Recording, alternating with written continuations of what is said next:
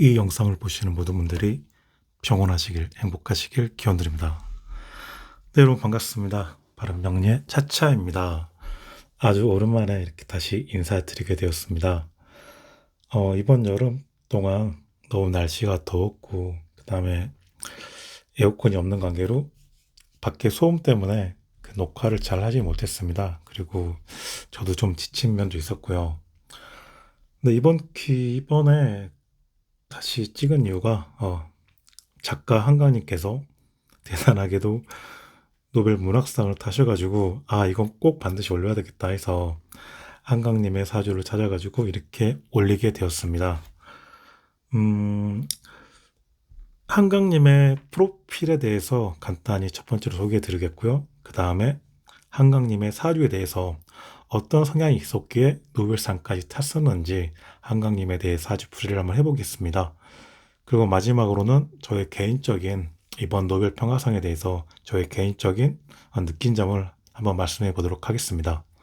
자, 그럼 한강님의 프로필에 대해서 한번 잠깐 설명해 드리도록 하겠습니다.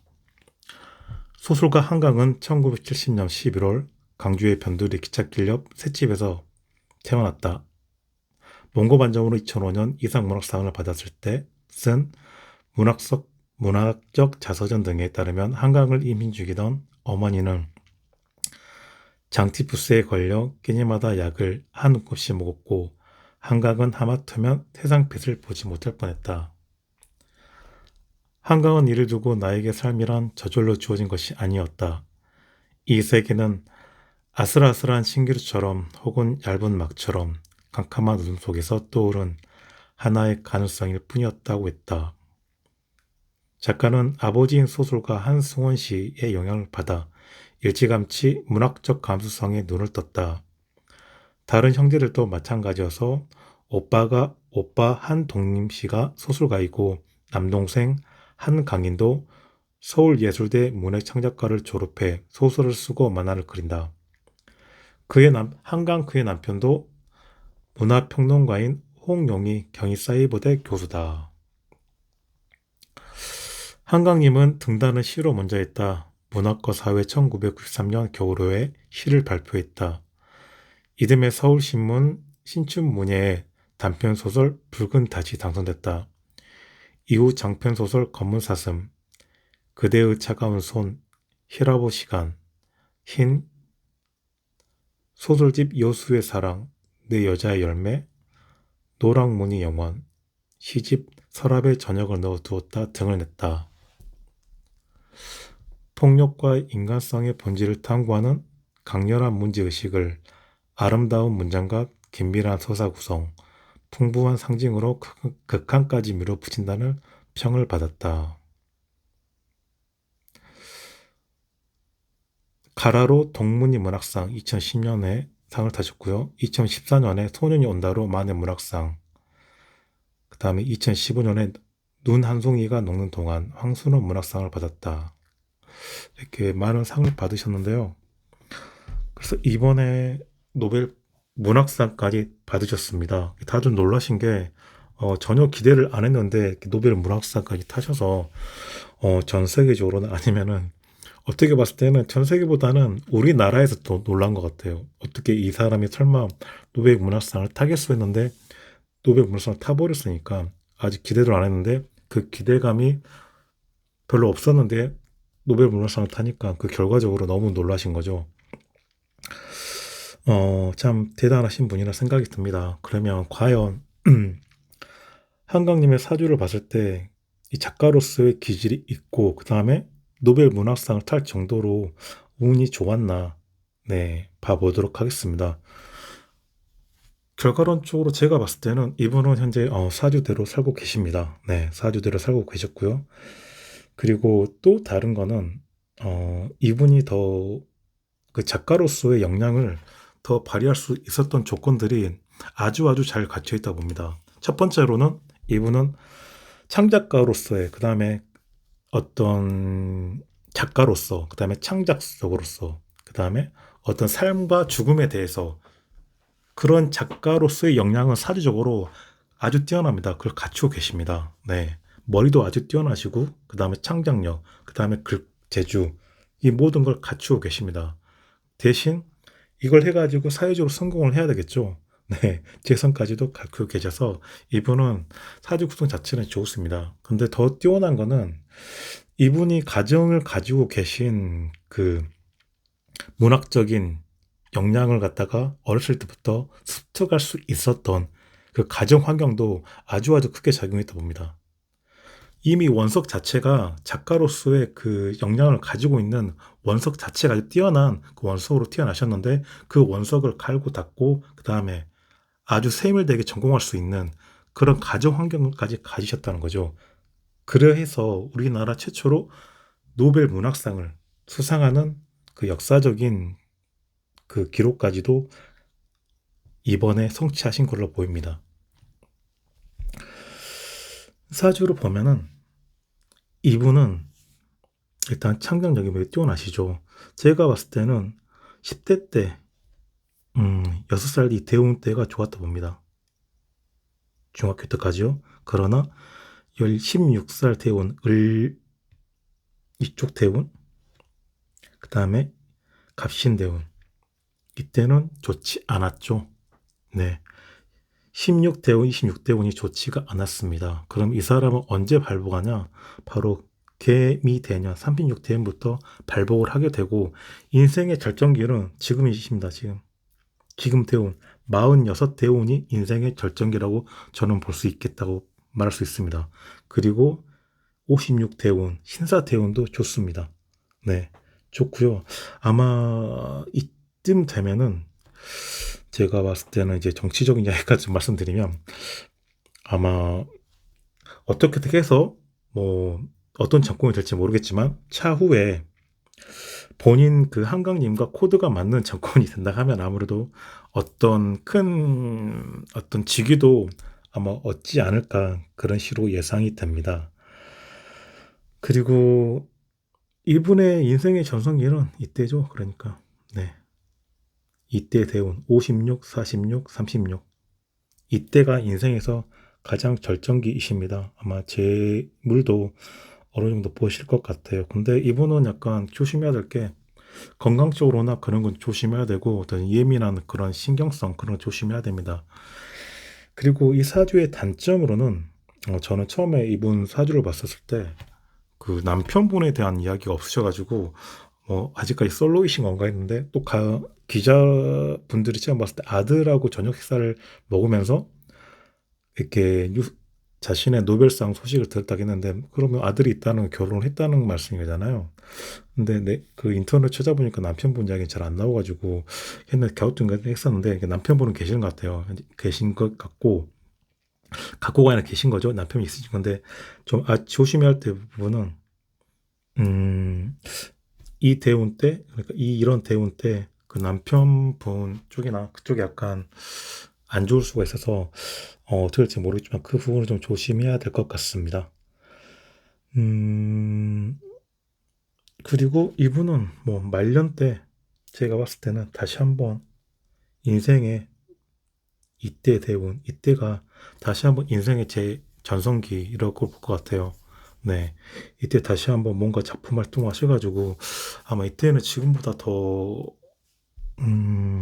어떤 재물적인 그런 부분에 있어서는 더 크게 어떤 소득이 있지 않으실까 그런 생각이 듭니다. 어, 제가 내린 그 사주를 봤을 때 결론은 사주대로 산다 그런 거 사주대로 산다고 생각을 합니다. 아니 생각 아니라 지나온 과거를 보면은 대부분 사람들이 자기 사주대로 삽니다. 대신 그 사주대로 제대로 풀이하는 사람과 풀이하지 못하는 사람이 있다고 뿐이지 대부분의 큰 사이클은 사주대로 사시더라고요. 참 아이러니하게도 이분은 이 대운 때 가장 좋을 대운 때 어떻게 봤을 때는 큰 상을 받는 거 보면은 대부분 사람이 정말로 그 큰 사이클 내에서 사주대로 사는 거구나 그런 생각이 들었습니다. 음, 이분은 제가 봤을 때는 사주도 되게 좋으십니다. 사주 자체는 좋으십니다.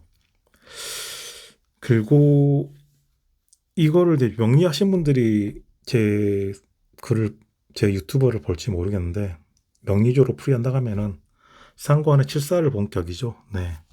상관의 칠사를 본격이기 때문에 위에 있는 천간의 살이 문제입니다. 어떻게 봤을 때는 이 천간의 살을 제어할 수 있는 태운이 들어왔을 때 이 사람은 크게 발복을 하게 되는 거죠. 그리고 나서 이분은 향후 탄탄할 걸로 보입니다. 네네. 그리고 제 개인적인 이제 이분의 그 한강님의 노벨상을 받고 나서 제가 사회를 바라보는 그 느낌들은 예전에 그 송가인님 가수분께서 그 예전에 트로트 그 시합에 나오셔서 1등을 하셔가지고 큰 인기를 얻으셨잖아요. 예, 그건 어떻게 보면 제가 느끼기에 뭐 송가인 효과라고 제 스스로 그렇게 말하기도 하는데 이것도 어떻게 봐서 송가인 효과의 하나의 부분인데 송가인 가수분께서는 그 상을 타기 전에 이미 가수 활동을 하셨었고 그 당시에 그 가수 활동을 보면 그 당시에도 정말 가창력이 아주 뛰어나셨거든요. 근데 대중들은 그 노래 잘하는 부분을 인지를 못하셨던 거죠. 이미 그런 보석이 있었는데 대회에 나가서 1등을 하니까 그때서야 이제 아, 저 사람 노래 잘하는구나. 그때 이제 대중들은 인식을 하시는 거죠. 근데 노래를 잘하고 노래를 좋아하시는 분들은 아, 송가인이라는 가수는 상당히 노래를 잘하고 나중에 기회 된다 하면은 대성하지 않을까. 근데 지금은 무명이지만 참 안타깝다. 그런 생각을 하실 수도 있었잖아요. 이번에 노벨 문학상을 탄 한강님에 보시면은 이분은 처음 등단 때부터 그 평가위원들이 천재적인 어떤 능력이 있었다고 그렇게 만장일치로 해가지고 상을 주셨다 그러더라고요. 그, 그 작가로서의 역량들을 이미 이분은 등단했을 때부터 그 역량이 아주 뛰어났다고 볼 수 있겠죠. 근데 대중들은 아마 그 부분에 있어서는 몰랐을 수도 있고요. 한 15년 전인가 13년 전인가 유튜브가 나오기 전에 TV에서 책을 다루는 그 프로그램이 있었어요. 아마 KBS 1TV에서 아마 월요일이나 월요일 11시 저녁 11시 정도에 했었는데 그때 아마 무라카미 하루키 일본 작가분께서 아마 EQ84인가 그걸 이제 새로 내셔가지고 그 책 소개를 했었는데 거기에 나온 패널분께서 하신 말이 하루키 이분이 나중에 노벨 문학상을 받을 것 같다. 막 그렇게 말씀을 하시더라고요. 근데 그분은 이제 그만큼 하루키 일본 작가가 뛰어나다고 생각했었고 차후에 기회가 된다 하면 아마 하루키가 나중에 일본에서 다시 노벨 문학상을 받을 것 같다라고 말했었죠. 근데 그 당시에는 뭐 한강 이 작가분께서 계셨는데 그렇게 이분에 대해서 언급을 없었던 것 같아요. 그런데 아예 정말 반전인가는 하루키 그분께서 노벨 문학상을 받은 게 아니라 한강 이분이 그 작가 노벨 문학상을 받으셨다는 거죠. 근데 어떻게 봤을 때는 우리 그 한국에서 활동하시는 정말 역량이 있는 분들이 많은데 그걸 스스로 우리 국민들께서 잘 모르시는 분들이 많겠구나 그런 생각도 들더라고요. 그리고 주변에 책 약간 관심이 있어 하신 분들은 기존에 책을 좋아하신 분들은 한강님의 책들을 이미 다 가지고 계신 분들이 좀 많은데 이제 좀 TV나 인터넷에서 한강님의 노벨상을 탓하니까 자기 프로필에 한강님 사진, 한강님 책을 쌓아놓은 그걸 사진을 찍어가지고 이렇게 프로필 올리면서 좀 자랑하시는 분들도 있고 해서 그런 거 보면서 그래도 이제라도 이렇게 훌륭한 작가가 알려져가지고 대중들한테 이렇게 어필 되는 거 보면은 좀 책을 그래도 좀 관심 있어 하는 저로서는 아주 좋게 느껴졌습니다. 음, 그리고 이분께서 어, 일단은 역사적으로 우리나라에 노벨 문학상을 최초로 타신 분이시고 또 여성으로서 타신 분이고 그랬었거든요. 아마 역사적으로 남을 분이시라 생각이 들고요. 또 다른 말씀을 드리고 싶은 거는 예전에 그런 말 있었잖아요. 한국적인 게 세계적인 거라고. 저는 지금에 와서 참 그 말에 공감하거든요. 제가 초등학교 다닐 때는 아주 오래전에 정말 몇십 년 전 그보다 더 된 일이죠. 초등학교 다녔을 때 선생님께서 막 그런 말 하셨거든요. 아, 우리 해외여행을 가가지고 비행기를 타는데 좀 창피하게 김치하고 마늘을 싸간다고 참 뭐라 해야 될까? 좀 외국 나가는데 그런 거 싸간다고 막 부끄럽다고 막 우리 문화가 그렇게 발달되지 안 됐을 그런 시기에는 그런 말씀을 하셨거든요. 근데 이만큼 저희 문화들이 이렇게 우리나라 국력이 이렇게 크게 성장을 하고 그러니까 저희들이 가지고 있는 문화적 컨텐츠가 우리나라만이 가지고 있는 그 문화적 컨텐츠가 세계화에서는 정말 그 나라만 갖고 있는 그 문화 컨텐츠가 세계화가 될 수 있다는 거죠. 또 단편으로 그 얘가 최근에 한 3주 전인가요? 중국에서 그 50이라는 서유기를 대상으로 한 그 게임을 만들었잖아요. 서유기란 그 컨텐츠는 중국만이 가지고 있는 그 독자적인 컨텐츠거든요. 그 판타지 요소가. 근데 그걸 갖다가 중국에서는 게임화 했었고, 그게 전 세계적으로 어마어마한 판매량을 가졌게 됐잖아요.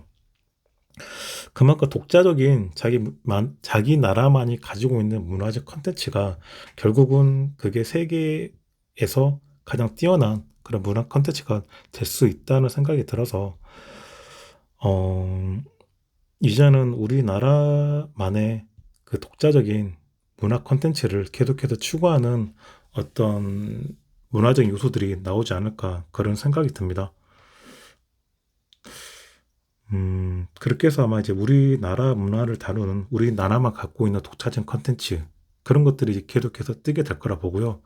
그 뒤로 올라가면 이제 오징어도 어떻게 봤을 때는 이제 그 우리나라만이 갖고 있는 그 놀이 문화 컨텐츠를 해가지고 그걸 드라마로 만든 거잖아요. 왜냐하면 그 문화적 콘텐츠는 우리나라만 있는 거고 세계인들이 봤을 때는 참신하고 독자적인 거고 새로운 거기 때문에 그만큼 인기가 있을 거라는 생각이 듭니다. 네, 이번 한강님의 그 노벨 문학상 수상 저는 개인적으로도 너무너무 기분 좋은 일이고요. 제가 아직 살아 생전에 우리나라에서 그렇게 우리나라는 노벨 평화상 말고 이렇게 받은 게 없다고 했었는데 이번 계기로 노벨 문학상을 받고 차후로는 뭐 노벨 그 과학적으로도 받을 수 있는 노벨상을 받을 수 있는 계기가 됐으면 좋겠다는 마음이 듭니다. 그리고 한강님 이번에 노벨 문학상 받으신 거 진심으로 축하드리고요. 아직 좋은 운이 많이 남아 있으시기 때문에 좀 건강하시게 작가 활동하시면서 좋은 작품 많이 많이 내주시고 계속해서 좋은 활동 잘 되시길 기원 드리도록 하겠습니다. 네, 지금까지 신청해 주셔서 고맙습니다. 이 영상이 좋으셨다면 구독과 좋아요, 알림 설정 부탁드리도록 하겠습니다. 네, 편한 밤 되세요.